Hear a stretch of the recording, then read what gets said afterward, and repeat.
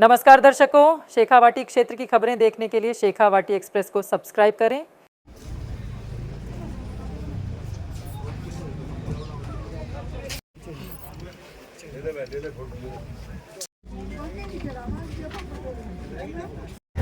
मुख्य अतिथि के रूप में पधारे हुए परम सम्मानीय प्रेम सिंह जी बादौर साहब, कार्यक्रम में विशेष रूप से पधारे हुए सम्मानीय रामनारायण जी नागवा साहब, मंच पर विराजमान सभी अतिथिगण, एनएनजी से पधारे हुए अधिकारी बंधुओं और इस कार्यक्रम में शिरकत कर रहे हमारे इस क्षेत्र के जिले के सम्मानित नागरिकगण, प्यारे बच्चों और विशेष रूप से शहीद के परिवारजन और आसपास के क्षेत्र से आए हुए अन्य शहीद के परिवारजन, मैं माफी चाहूंगा कि मैं थोड़ी देरी से आया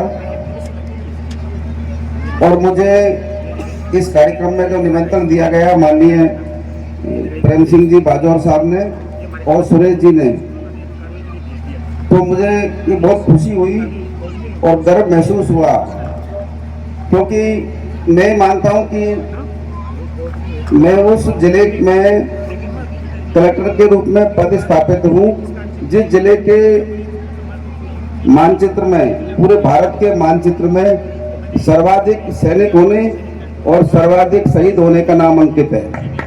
ये बहुत गर्व का विषय है। और दूसरा सर, मैं ये महसूस भी करता हूँ, मैं कई प्रोग्राम में गया हूँ कि इस जिले में जिस तरह का जज्बात है देशभक्ति का, राष्ट्रभक्ति का, शहीदों के प्रति सम्मान का और शहीदों को याद करने का, मैं समझता हूँ राजस्थान में अन्य स्थान पर ऐसा नहीं मिलेगा। बच्चों भी गर्व का विषय है। दूसरा, एक बात और मैंने महसूस की और पाया, मुझे पहले से ही ज्ञात है कि माननीय प्रेम सिंह जी बाजौर, जो सैनिक कल्याण बोर्ड के अध्यक्ष पूर्व में भी रहे थे, अभी भी हैं, सामाजिक और राजनीतिक क्षेत्र में काम करते हैं। मुझे ये कहते हुए गर्व है, खुशी है कि राजस्थान में सर्वाधिक शहीदों के लिए काम करने वाले और सरकार के साथ साथ स्वयं के खर्च से इन्होंने भामाशाह के रूप में या अन्य प्रकार से शहीद की मूर्ति लगवाने में जो काम किया है, मैं मानता हूं कि पूरे देश में इस तरह का व्यक्तित्व नहीं होगा जिन्होंने अपने खर्च से, जो मेरे ध्यान में लाया गया है, हालांकि ये बहुत महान व्यक्ति है, ये अपने मुंह से बात नहीं कहते, लेकिन मैं इस शेखावाटी की राजधानी में, इस जिले में पदस्थापित हूँ, सरकार का प्रतिनिधि हूँ। लगभग 50 करोड़ रुपए खर्च करके इन्होंने शहीद की मूर्तियों को लगवाया है। ऐसे दानदाता, ऐसे भामाशाह देखने को बहुत कम मिलते हैं, तो मैं इनका भी इस्तकबाल करता हूँ, सम्मान करता हूँ और मैं आप लोगों की तरफ से भी इनको धन्यवाद देता हूँ कि आपके जज्बात और कार्य निरंतर ऐसे चलते रहें। आप सभी ने मुझे बुलाया और मुझे महसूस हुआ कि मैं शहीद के मूर्ति अनावरण कार्यक्रम में भाग लूं। सुरेश जी ने दो बातें कही हैं। एक विषय केंद्र सरकार के स्तर का है, देवली रेजिमेंट का, दूसरा हमारे जिले से संबंधित है। और मैं, आप लोगों ने जैसा बताया, स्कूल के नामकरण की प्रक्रिया प्रारंभ करेंगे माननीय बादौर साहब से चर्चा करने के पश्चात। और ये मैं मेरी तरफ से कहता हूं कि जो भी प्रशासनिक मदद होगी आवश्यक रूप से इसमें की जाएगी। अन्य जो भी कार्य शहीदों से संबंधित मेरे पास लाए जाते हैं, मैं खुशी महसूस करता हूं और उन्हें निपटाने का प्रयास करता हूं। आप सभी इस गांव के वासी और सम्मानित मंच विराजमान व्यक्ति बहुत धन्य हैं। हम इस वीर गति को प्राप्त होने वाले शहीद को आज याद कर रहे हैं। आगे भी इस प्रकार के कार्यक्रम आप लोग करते रहिए, हम अवश्य इसमें आएंगे। और विशेष रूप से माननीय रामनारायण जी नागवा साहब जो जयपुर से पधारे हैं। ये हमारे बहुत पुराने साथी हैं, ये वरिष्ठ हैं। मैं 1985-86 से इनको जानता हूँ और इनके सुपुत्र मेरे बैचमेट है महावीर जी, वो दोस्त भी हैं, तो इनसे मेरे पारिवारिक रिश्ते हैं। आज सुरेश जी आप लोगों ने अच्छा किया बाजौर साहब कि मुझे नागवा साहब के दर्शन हुए। ये भी बहुत बड़े सामाजिक कार्यकर्ता हैं, समाज सेवा करते हैं और पूरे क्षेत्र में इनके कार्यों को जानते हैं। आप भी धन्यवाद के पात्र हैं। अन्य लोग आप सभी जो स्थानीय स्तर पर काम करते हैं, इस जिले में जो सभी सर्व समाज में ये भावना है, ये एक तरह से गर्व का विषय है। मैं आपको शुभकामनाएं देता हूँ उस कार्यक्रम की सफलता के लिए और विशेषकर सुरेश जी किशोरपुरा जिला अध्यक्ष मियाँ समाज और गांववासी। जय भारत, जय हिंद। शहीद रामचंद्र जी को शीश झुका के प्रणाम करता हूं और इनका परिवार, उनको भी मैं सबको हाथ जोड़ के प्रणाम करता हूं। आज के कार्यक्रम में हमारे पिता तुल्य सरकार में राज्य मंत्री भी रहे आदरणीय रामनारायण जी नागवा साहब, अभी आपके बीच में हमारे जिला कलेक्टर साहब संबोधित कर रहे थे, आदरणीय रामोतार जी। अरे बच्चों, आदरणीय हमारे एडिशनल एसपी रहे, रिटायर हो गए, सीकर से पधारे, आजकल समाज में खूब काम कर रहे हैं। और मंच पे विराजमान आदरणीय विनोद जी राजगिया साहब, आदरणीय हमारे कैलाश जी दूर संचार में अभी, और उनकी धर्मपत्नी जो जिन्होंने भी शानदार भाषण दिया। मैं कैलाश जी छेड़ रहे हो वाले मुझे दे पीछे रहेगा वो भाषण वो बेटन तो बढ़िया। मंच पे विराजमान सभी गणमान्य व्यक्ति, और सुरेश जी तो है ही, नेताजी है सुरेश जी, रात दिन समाज के लिए अन्य लोगों के लिए भी काम करते रहते हैं। मेरे सामने विराजमान सभी बुजुर्गों, नौजवान दोस्तों, माताओं, बहनों, प्यारे प्यारे बच्चों का भी शानदार प्रदर्शन रहा। वहां से लेकर के यहाँ तक मेन रोड से शानदार जुलूस निकाला, शानदार यात्रा, तिरंगा नारे लगाते आए, तो वो बच्चों को भी बहुत बहुत धन्यवाद देता हूँ। मैं जहां जाता हूं मैं सब जगह प्रार्थना करता हूं कि शहीद जो है ये देवताओं के देवता है, इनसे बड़ा देवता कोई धरती पे नहीं। और ये क्यों कहता हूं, कोई मेरे कहने से कोई नहीं बनेगा, लेकिन इतिहास को आप पढ़ोगे, समझोगे, तो आपको फिर लास्ट में मानना ही पड़ेगा। ये 140 करोड़ का देश है और इस देश में जितने मंदिर बने हुए हैं अपने, उन मंदिरों में देवता विराजते हैं। एक भी देवता का ऐसा कोई इतिहास नहीं है कि वो अपनी माँ के कोई देवता पैदा हुआ, वो भी आपकी तरह से, हमारी तरह से इंसान मनुष्य पैदा हुए। लेकिन उनको देवताओं के रूप में इसलिए पूजते हैं, मानते हैं कि जब जब कोई हिंदुस्तान की धरती पे परेशानी आई तो उस जमाने में उन लोगों ने देश हित में काम किया, देश हित में वातावरण बनाया, इसलिए आज उनको अपन देवताओं के रूप में पूजते हैं, मानते हैं। लेकिन आज जो शहीद की रामचंद्र जी की मूर्ति का अपने अनावरण किया, इन्होंने देश के लिए जान न्यौछावर किए। इसलिए मैं कहता हूं कि देवताओं से देवता होते हैं, देवता इनसे बड़े नहीं होते।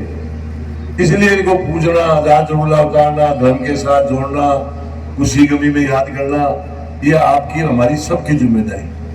जो व्यक्ति देश के लिए जो होता है, देश की पूंजी है, देश की धरोहर है।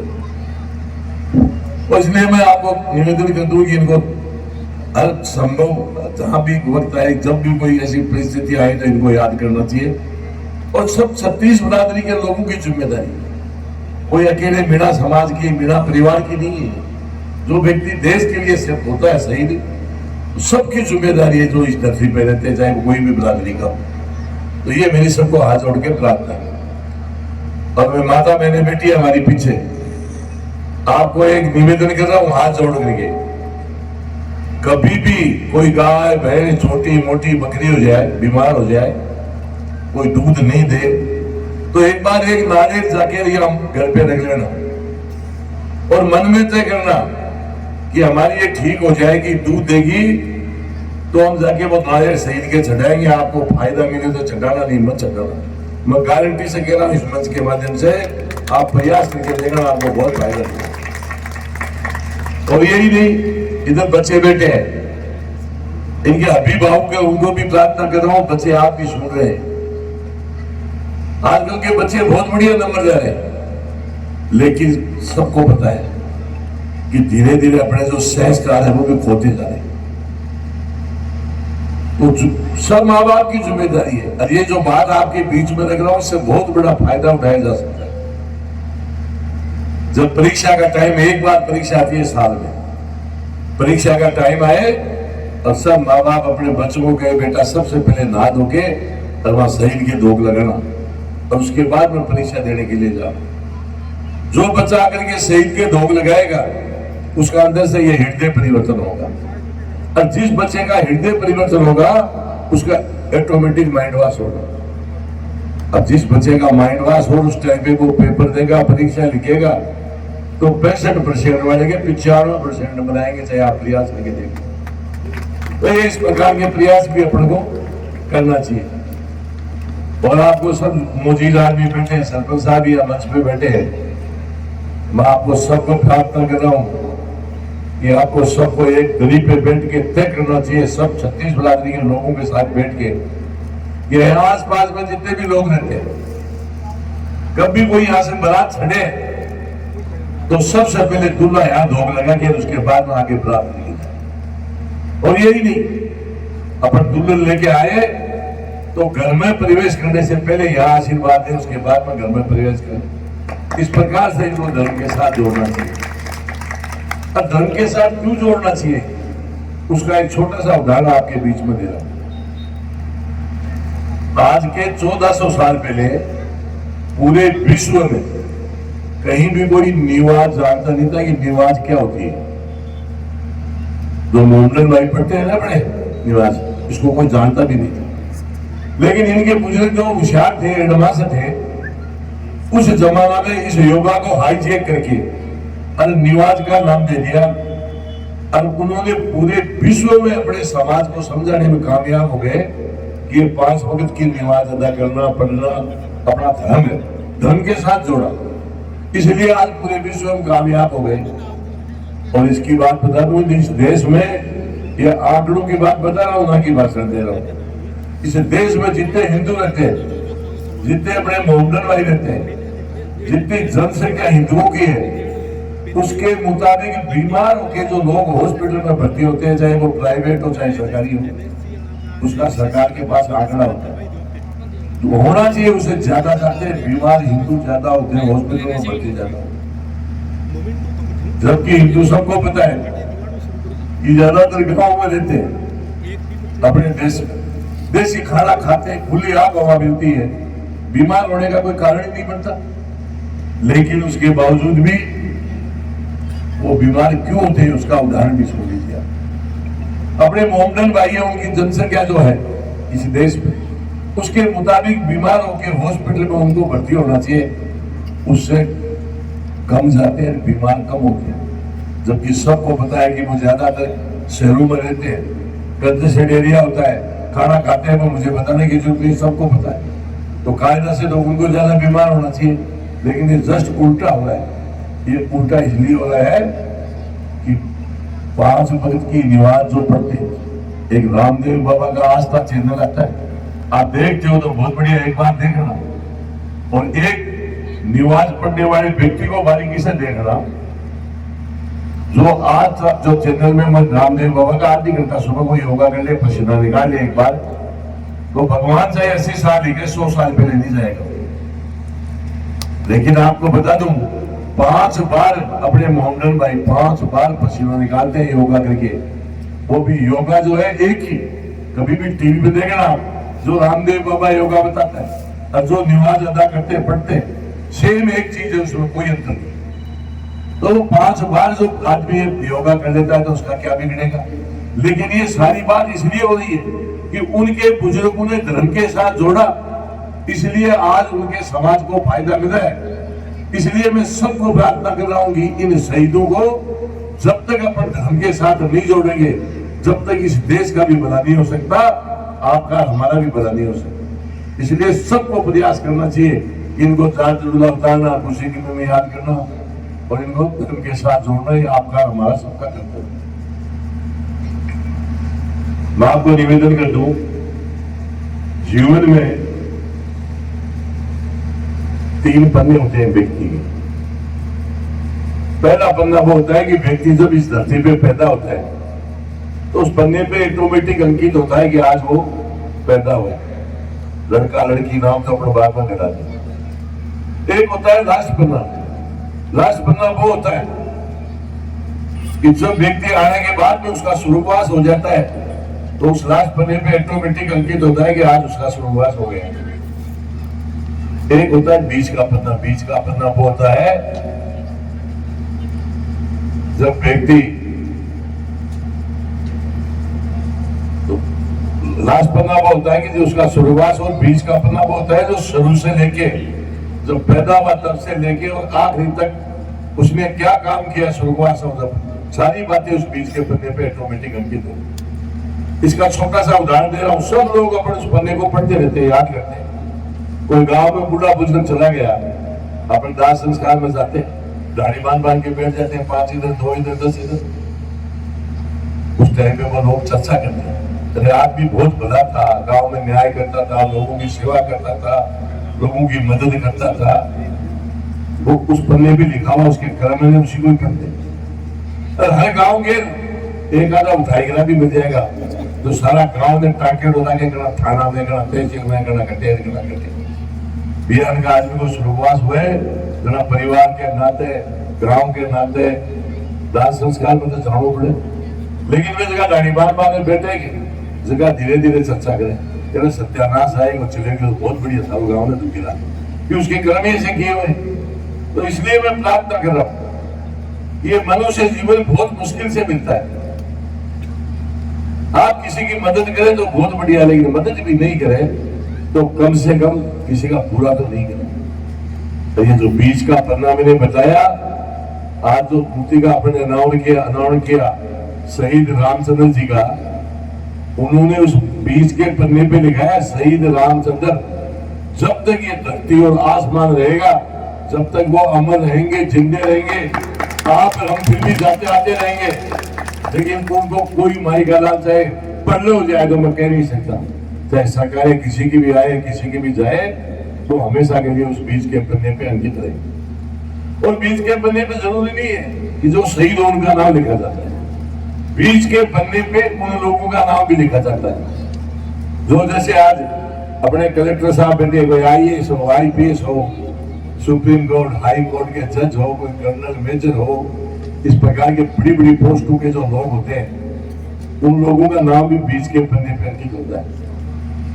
सरकारी चाहे किसी की भी आए जाए, पन्ना पलटोगे तो उसमें दिखावा तैयार मिलेगा, राम अवतार जी मीणा IAS, उसके ऊपर सबको मिलेगा। तो इसलिए मैं प्रार्थना कर रहा हूं कि आप लोगों को भी प्रयास करना चाहिए कि हमारे बच्चों का नाम भी बीच के पन्ने पे अंकित हो। पढ़ाओ बच्चों को, आज का जमाना यही है, वो गया जमाना खेती बाड़ी वाला नहीं। जिस परिवार के अंदर शिक्षा नहीं होगी, आने वाले टाइम पे पशुओं की तरह से लोग उसको काम मिलेंगे। मेरी आज की कई लोग कर, इसलिए चाहे दुख पाओ सुख पाओ, कोई भी परिस्थिति हो, बच्चों को पढ़ाना चाहिए, उसके पूरा ध्यान देना चाहिए ताकि अच्छी पोस्टों पे जाके वो बैठे। 2 बातें शहीद का प्रोग्राम है देशभक्ति की, क्योंकि मैं मेरी बात को विराम देता हूं। मैं एक बार पोलैंड गया था आज के 26 साल पहले।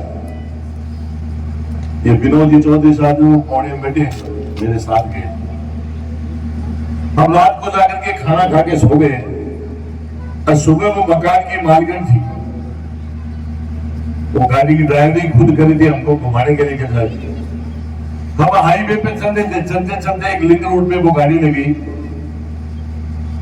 और 3-4 किलोमीटर लगभग वो अंदर गई, एक पेट्रोल पंप से तेल लिया और वापसी उसी रोड से आकर के हाईवे पे चलने लगी।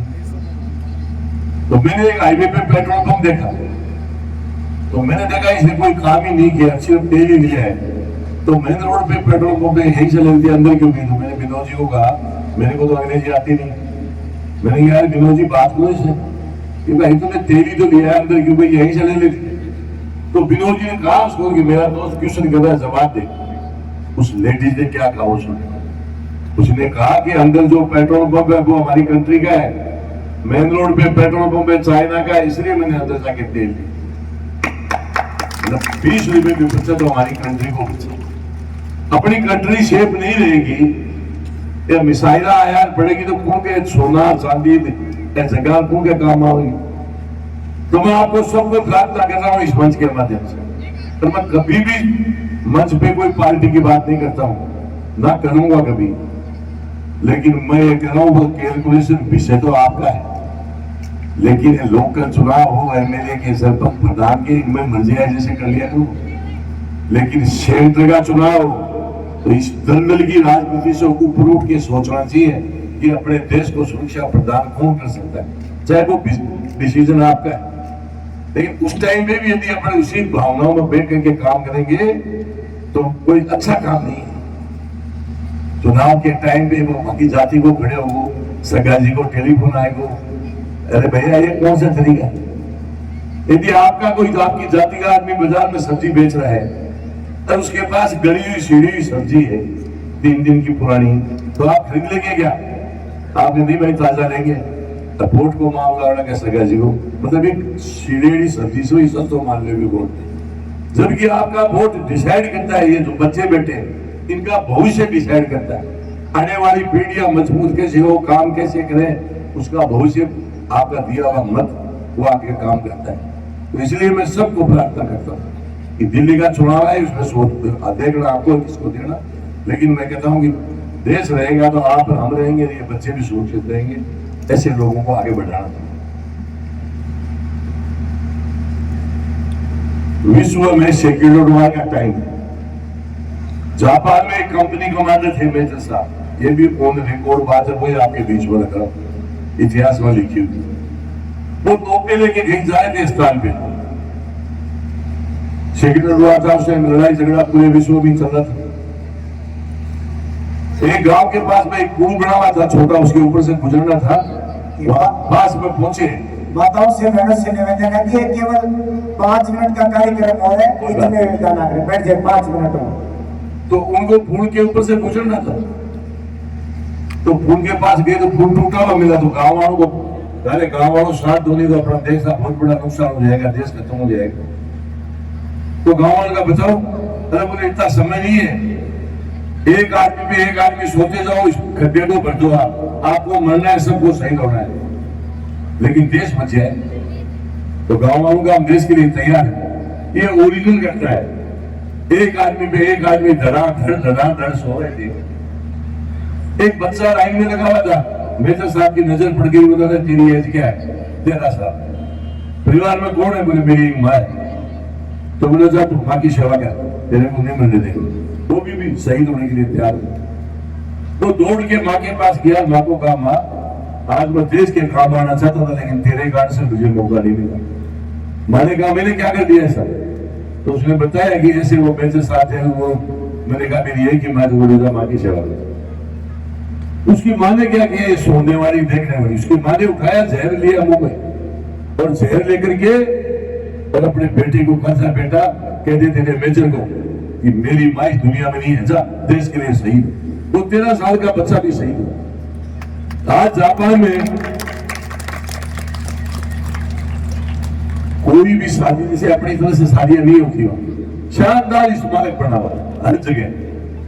राष्ट्रीय अध्यक्ष कोई भी किसी भी कंट्री का जाएगा तो सबसे पहले वहां स्मारक के ऊपर सलाम करेगा, शीश झुका के, उसके बाद में आगे बढ़ेगा। शादियां करते हैं, शहीद स्मारक पे जाएंगे, एक दूसरे के माला डालेंगे और उनको साक्षी मान करके प्रणाम करके शादी हो जाएगी। इस प्रकार से वो काम करते हैं। और आपको पता है हिरासाई में जापान में परमाणु बम डाला था, सेकेंड हुआ, उसके बाद वहां अनाज पैदा तो आज भी नहीं होता है, बच्चे भी लूले लंगड़े पैदा होने लग गए थे, इतना बड़ा परमाणु बम नुकसान करता है। उसके बावजूद क्या हालत थी उस कंट्री की, उसके बावजूद भी आज विश्व में टेक्नोलॉजी के मामले में एक नंबर पे है जापान कि वहां कूट कूट के भाव है देश भर। तो इसलिए देश रहेगा तो ही आप आराम रहेंगे, देश रहेगा तो अपने बच्चे सुरक्षित रहेंगे। देश के लिए भी काम करना चाहिए। अभी मैं योगा वाली बात बता रहा था, अपने माता बहने हैं, आपको पता नहीं है आगे तो देखा हम उस गांव में एक दाई माई होती थी, सारा गांव की डिलीवरी वो कराती।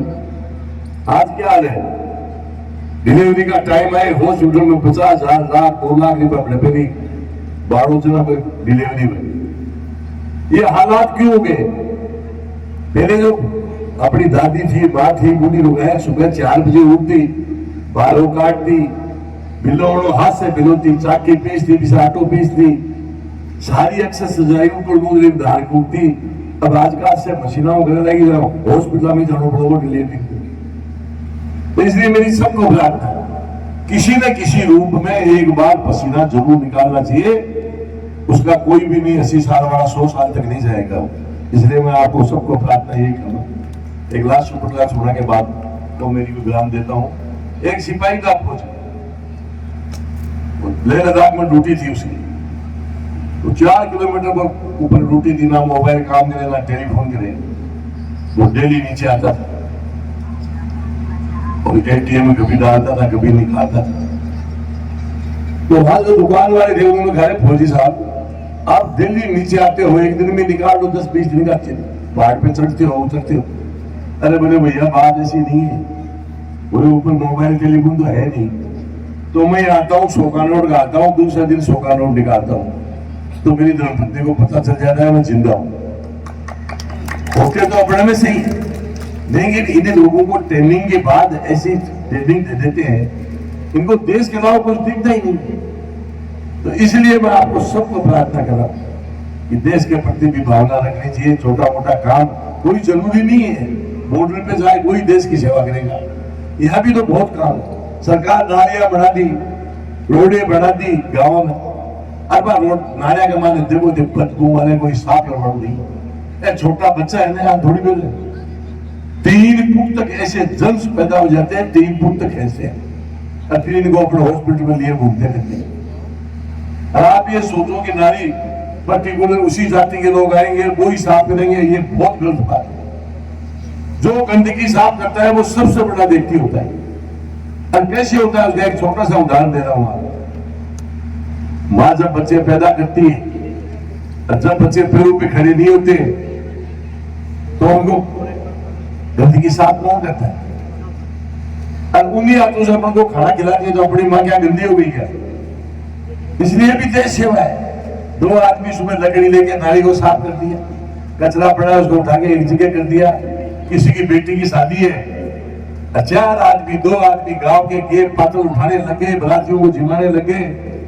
उस बच्ची के माँ बाप अभी भी जीवन में आप ऐसा नहीं बोलेंगे कि मेरी बेटी की शादी में फला फला आदमी है जो यहाँ पे पातल उठा। ये भी देश सेवा है। तो इस प्रकार का काम सबको मिलकर करना चाहिए। आपने मेरी बात को सुना, इसके लिए धन्यवाद। और मैं फिर आपको कहता हूं कि कभी भी पुण्यतिथि हो आप याद करना, पूरा टाइम देंगे। अभी हमारे पत्रकार जी ने 2 बात बताई, कलेक्टर साहब ने भी अभी आपकी सुनी, उसका जवाब भी दिया है। और मैं भी कह रहा हूँ कि जो सेंटर का मामला है उसमें आपको टीम बनानी चाहिए। ऐसे नहीं होगा बस भाषण देव चले गया या कुछ हो जाएगा मांगे का, बस टीम बनानी चाहिए। 5-10 लोगों संघर्ष करना चाहिए। और हमारी जहां भी आवश्यकता पड़ेगी हम आपके साथ लिख कर दे रहा है, तो मैं मंत्री होते हुए विषय लिख के भी दूंगा, आपके साथ रहूंगा उस मामले में। रही बात ये बोर्ड की जो स्कूल की, ये कलेक्टर साहब कई जगह ऐसी परिस्थितियां होती है, गांव की राजनीति होती है तो वो स्कूल वाले उसमें साइन नहीं करते, इस प्रकार का है। तो आप बेटे कलेक्टर साहब तो बहुत बुद्धिजीवी आदमी है, इनको नहीं है तो एसडीएम वगैरह की ड्यूटी लगा करके ऐसे काम। तो आपने पहले भी कलेक्टर साहब को मैं जब भी कोई शहीदों का काम बताता हूँ 1 सेकंड के अंदर इतना रिस्पॉन्स देते हैं। मैं आपको इस मंच के माध्यम से धन्यवाद भी देता हूँ, आभार व्यक्त करता हूँ। जब भी कोई काम बताता हूँ तो पट करते हैं। तो आप टेंशन मत करो, लिख के देना बताना, सरपंच काई नहीं वेस्ट वगैरह को भेजेंगे, सरपंच को यदि रहना है तो लिख के दे देगा राजेंद्र जी, नहीं वो सस्पेंड होगा जयराम जी, वही कुछ